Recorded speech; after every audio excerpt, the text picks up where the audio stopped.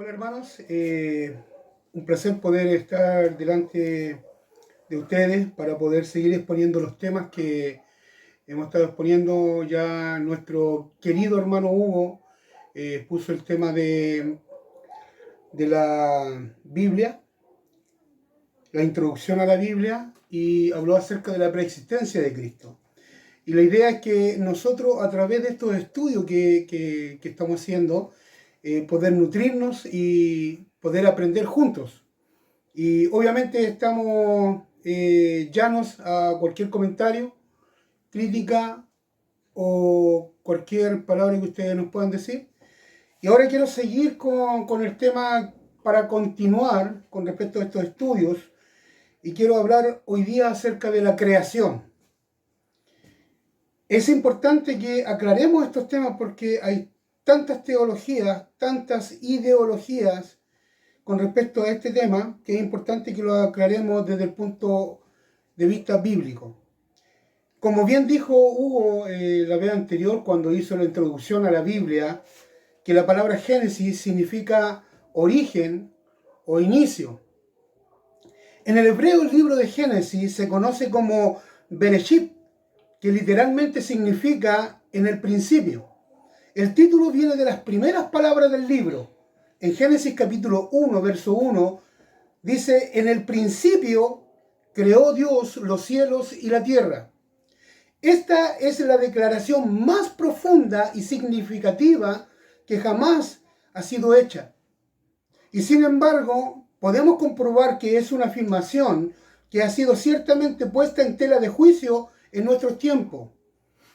Creo que este versículo es todo lo que tenemos, en lo que más se refiere a la creación misma, con la excepción de la creación del hombre y de los animales, como veremos más adelante en este libro. Pero esta es la historia de la creación y debo admitir que es verdaderamente un relato muy breve y muy conciso.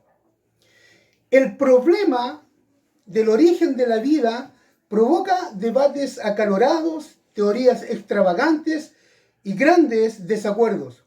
Más que cualquier otro tema dado en el mundo, surgen las hipótesis humanas y como resultado parece elevarse como un murmullo de voces que ha apagado la voz clara que ha dicho Dios con respecto a la creación. En la actualidad hay dos grupos extremos que han creado confusión en este tema, enturbiando las aguas de la comprensión debido a sus supuestos y afirmaciones dogmáticas. El primer grupo está enfocado por científicos arrogantes que asumen que la evolución biológica y filosófica es una verdad indiscutible. Han adoptado el axioma de los descubrimientos seguros de la ciencia, y de ello hablaremos en unos momentos más. Y el segundo grupo se compone de teólogos que también son muy arrogantes, que presumen de haber descubierto y conocer cómo ha actuado Dios. Ellos piensan y creen que Dios ha actuado según sus pensamientos, según sus dogmas. Ellos escriben y hablan sobre alguna teoría ingeniosa que reconcilia la ciencia y la Biblia, y miran con desdén a los grandes expositores bíblicos del pasado. Yo diría, hermanos, que ambos grupos harían bien en meditar en aquella declaración del Señor, cuando se le aparece al patriarca Job, y eso se encuentra en el libro Job, en el capítulo 38, versículo 4. Cuando Dios le dice: ¿dónde estabas tú cuando yo echaba los cimientos de la tierra? Dímelo, si tienes inteligencia. En otras palabras, queridos, Dios le está diciendo al hombre: tú hablas del origen del universo, pero no sabes dónde te encontrabas cuando yo colocaba los cimientos de la tierra. Y hoy por hoy los hombres hablan tanto de cómo se fue creado el universo, siendo que ni siquiera estaban en ese momento cuando Dios los creó. La teoría de la evolución se ha diversificado y dado origen a la actualidad a muchas diferentes teorías. Algunos de los más prestigiosos científicos del pasado y de nuestra época la rechazan. Así que no podemos considerar a esta teoría como una declaración tan científica como sumar 2 más 2 que da 4. Además tenemos el relato de la creación en Génesis 1, que debe ser aceptado por la fe. Todo lo que habla en la Biblia solamente tiene que ser aceptado por la fe. Cuando la Biblia dice en el versículo 1, y creó Dios los cielos y la tierra, solamente se puede aceptar por la fe. No hay otra forma, sea la única manera por medio de la cual aceptar dicho relato. Observa lo que dice el autor de la carta de los Hebreos, en Hebreos capítulo 11, del verso 1 al 3. Es pues la fe, la certeza de lo que se espera, la convicción de lo que no se ve. Porque por ella recibieron aprobación los antiguos. Por la fe entendemos que el universo fue preparado por la palabra de Dios, de modo que lo que se ve no fue hecho de cosas visibles. Así que el gran problema aún queda pendiente. Queridos, nosotros no podemos asimilar las teorías de mucha gente o de teólogos o científicos, porque si Dios no te revela el tema de la creación, es imposible que tú lo puedas entender humanamente. ¿De qué manera las cosas, cómo se pasó de la nada a algo? ¿De qué manera las cosas han sido hechas a partir de la nada? La única forma en que puedes obtener respuesta es por medio de la fe o a través de la especulación. Y por cierto, la especulación es poco científica. Consideremos entonces algunas de las teorías sobre los orígenes. Hay aquellos que nos dicen que deberíamos aceptar la respuesta científica. Pero yo me pregunto, ¿cuál es la respuesta científica? ¿De qué ciencia estamos hablando? Ya que en el año 1806 el profesor Lier declaró que el Instituto Francés había enumerado no más de 80 teorías geológicas contrarias al relato de la Biblia. Sin embargo, ninguna de estas teorías se ha podido hoy día enseñar, porque no es válida en la actualidad, porque no tiene fundamentos. Moisés fue el instrumento que Dios utilizó para escribir el libro de Génesis.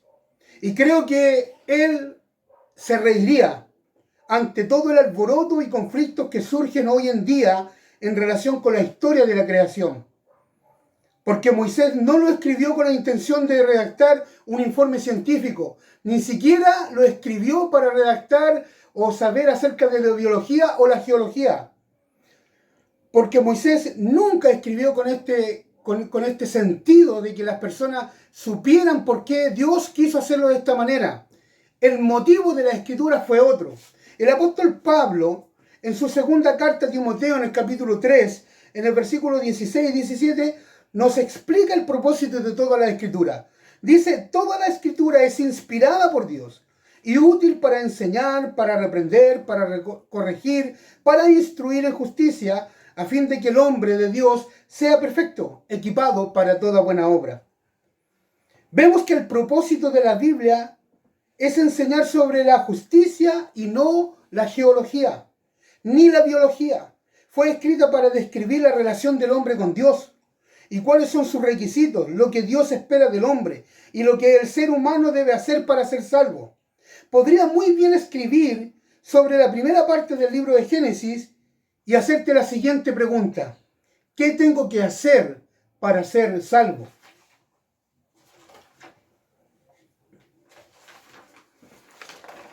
El tema general del libro es el origen de la humanidad, al igual que el origen del pueblo de Dios, Israel.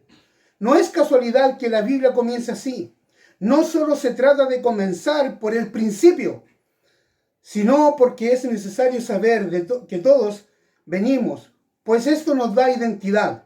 Si sabemos de dónde venimos, sabremos quiénes somos. Y si sabemos quiénes somos, sabremos hacia dónde vamos.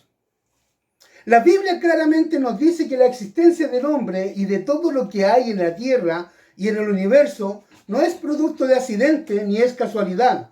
Fuimos creados por Dios y fuimos hechos con un propósito, no de una evolución. Yo no vengo del mono, no sé usted, pero yo no vengo del mono, ni tampoco vengo de una serpiente. A mí me creó Dios. Dios creó el cielo y la tierra, Dios creó al hombre, Dios creó los animales, Dios creó la vegetación. Cualquier otra teoría es solamente eso, teoría, nada más que eso. Y si Dios, por un acto sobrenatural, no te revela esto, no hay nada que hacer. En el primer capítulo de Génesis se describe cuál es el proceso de la creación. Vemos que del versículo 1 al 5, Dios crea la luz. Vemos que del versículo 6 al 8, Dios separa las aguas. Del versículo 9 al 13, Dios pone la tierra en seco, separa las aguas y crea la vegetación. Del versículo 14 al 19, Dios crea y hace los animales, los peces y las aves. Y en el versículo 24 y 31, Dios crea al hombre. Lo primero que Dios hizo en la tierra fue traer luz, ya que ésta estaba desordenada, vacía y en tinieblas. Y cuando vamos a los textos más originales, dice que la tierra era informe, no tenía ninguna forma y estaba en tinieblas. En Génesis capítulo 1, del versículo 3 al 4 dice, entonces dijo Dios, sea la luz, y hubo luz, y vio Dios que la luz era buena, y separó Dios la luz de las tinieblas. Dios separa la luz de las tinieblas. Esta luz, en hebreo, or, no era el sol ni la luna, ya que estos fueron creados en el día cuarto. Entonces, ¿cuál era esa luz? Juan lo enseña claramente en el capítulo 1, del verso 1 al 5, cuando dice, en el principio era el verbo, y el verbo era con Dios, y el verbo era Dios. Este era en el principio con Dios. Todas las cosas por Él fueron hechas, y sin Él nada de lo que ha sido hecho fue hecho. En Él estaba la vida, y la vida era la luz de los hombres. La luz en las tinieblas resplandece, y las tinieblas no prevalecieron contra ella. Sabemos que el verbo, o Jesús, en hebreo Yahshua, Él ha estado desde el principio y participó en la creación. Él es eterno, Él jamás ha sido creado. Él es el creador, Él es el artífice de toda la creación. Él tiene los mismos atributos que su Padre Yahweh. Él es eterno, nunca ha sido creado. Él es Dios. Él nunca ha sido creado. La vida salió de Jesús, se proyectó desde Jesús hacia la humanidad y se proyectó desde Jesús hacia las tinieblas, y las tinieblas tuvieron que arrancar, tuvieron que separarse, tuvieron que irse. Y esa vida trae luz que brilla aún más que la lumbrera. Es la luz de la vida. En Juan 8:12 dice, otra vez Jesús les habló diciendo, yo soy la luz del mundo. El que me sigue no andará en tinieblas, sino que tendrá la luz de la vida. En Colosenses capítulo 1, de verso 15 al 18, dice, Cristo es la imagen del Dios invisible, el primogénito de toda creación, porque en Él fueron creadas todas las cosas, lo que hay en los cielos y lo que hay en la tierra, visibles e invisibles, sean tronos, sean dominios, sean principados, sean potestades. Todo fue creado por medio de Él y para Él. Y Él es antes que todas las cosas, y todas las cosas en Él subsisten. Él es también la cabeza del cuerpo que es la iglesia, y es el principio, el primogénito de entre los muertos, para que en todo tenga la preeminencia. Por eso, queridos, es importante que usted pueda estudiar estos estudios que estamos haciendo en esta congregación, porque si ustedes van al relato anterior de nuestro querido hermano Hugo, se van a dar cuenta que él habla de la preexistencia de Cristo, que Él siempre fue eterno. Es por eso que cuando usted estudia el estudio anterior, se va a dar cuenta que todo concuerda. Él es eterno, Él es la luz. En 2 Corintios capítulo 4, verso 6, dice, porque Dios, que mandó que de las tinieblas resplandeciese la luz, es el que resplandeció en nuestros corazones para iluminación del conocimiento de la gloria de Dios en la faz de Jesucristo. En Hebreos capítulo 1, el verso 1 y 2 dice, Dios habiendo hablado muchas veces y de muchas maneras, en otro tiempo a los padres por los profetas, en estos postreros días nos ha hablado por el Hijo, a quien constituyó heredero de todo y por quien asimismo hizo el universo. Aquí está toda la creación de parte del Hijo. Esto solamente tiene que ser revelado por fe, a través de Dios por su Espíritu Santo. Él es el único que puede revelarte esto. Tú puedes escuchar a científicos hablar de la teoría, de la evolución, puedes escuchar teólogos tratando de descubrir cómo pensaba Dios, que eso es una arrogancia tremenda, pero la Biblia dice que Jesucristo creó el universo. Aquí está la Trinidad en acción, el Padre, el Hijo y el Espíritu Santo en la creación.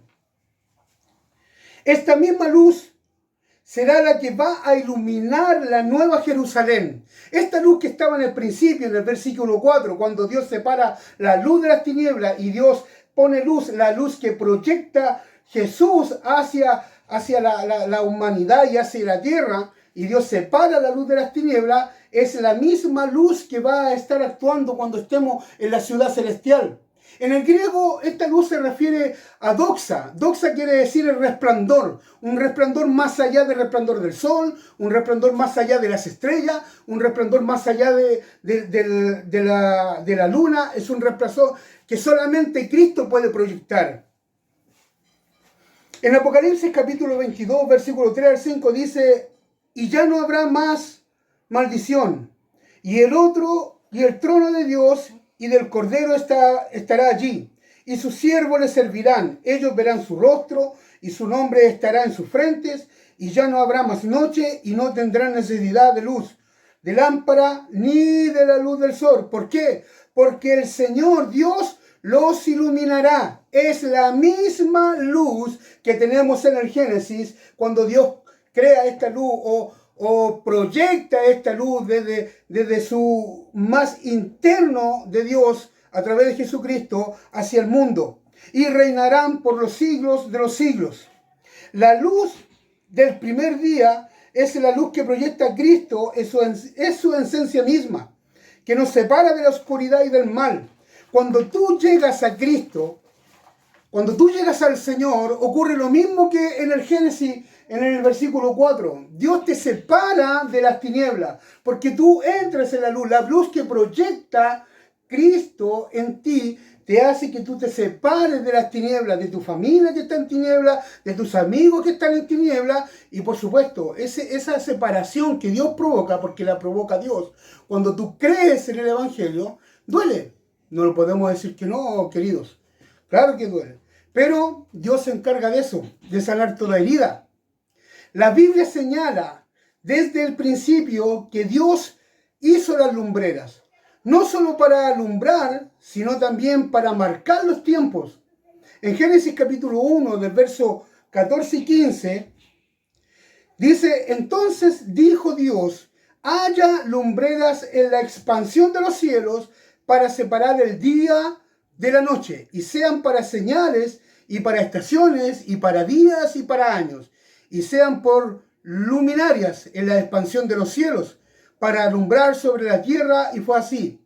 Las lumbreras no solo nos ayudan a diferenciar entre el día y la noche, y entre las estaciones primavera, verano, otoño e invierno, sino que también marcan los tiempos del calendario bíblico. La palabra se traduce como estaciones en el versículo anterior. En hebreo es la palabra moedim, que literalmente significa citas o tiempos establecidos. Es la misma la palabra que se utiliza en Levíticos capítulo 23, en referencia a las fiestas bíblicas. El mes bíblico es determinado por la luna y da inicio al momento preciso en que se hace visible una uñita de la luna, luego de estar escondida por unos días. Esto es lo que se conoce en hebreo como Rosh Hadesh. Literalmente significa cabeza del mes. Esto sucede cada 28 o 30 días, dependiendo del movimiento de la luna. ¿Qué significa esto, queridos? Que los hebreos se guían por el calendario lunar. Cuando Dios dice: y llamó Dios a la luz día, y a las tinieblas llamó noche, y fue la tarde y la mañana un día. No dice que fue el primer día, fue un día, no sabemos cuál. Y ahí es donde nosotros tenemos que detenernos, un día. Entonces, el calendario que nosotros tenemos, el día empieza a las 12:01 segundos de la noche. El calendario lunar, que es el que Dios estableció, tanto para conocer los tiempos de Dios y conocer los tiempos finales, se refiere al calendario lunar. Cuando sale la primera unita de la luna, los judíos, los hebreos, el pueblo de Israel, ahí comienza el día. Y ese día dura entre 28 y 30 días según cómo se asoma la luna. Cuando desaparece totalmente la luna, se acaba el mes. Y ahí pasan entre 24 y 40 y hasta 36 horas a veces que no hay luna. Y en ese periodo, los judíos le llaman el día y la hora que nadie sabe. No sé si les puede caer algo con respecto a este tema. El día y la hora que nadie sabe. ¿Por qué? Porque no hay luna. Y como no hay luna, no tienen un día estipulado, no tienen un día fijo. Entonces cuando aparece la primera uña de la luna, es el día primero del mes siguiente. Y cuando Dios dice que el día y la hora nadie sabe cuándo va a venir, hay que preocuparse. ¿Por qué razón? Porque las señales, queridos, están ahí. Y estamos hablando del Génesis. Y en el Génesis está todo el Evangelio. Y aquí está todo el Evangelio, queridos hermanos. Lo mismo se señala en las demás citas de Génesis, en el versículo 8, en el versículo 13, en el versículo 19, en el versículo 23 y en el versículo 31.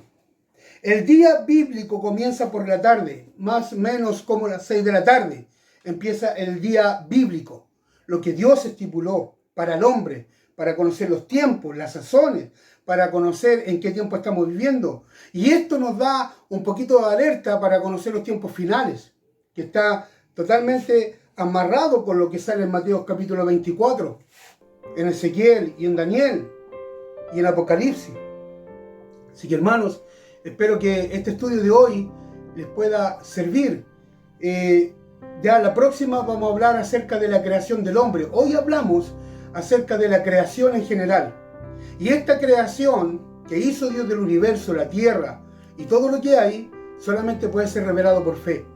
La próxima estudio vamos a hablar acerca de la creación del hombre.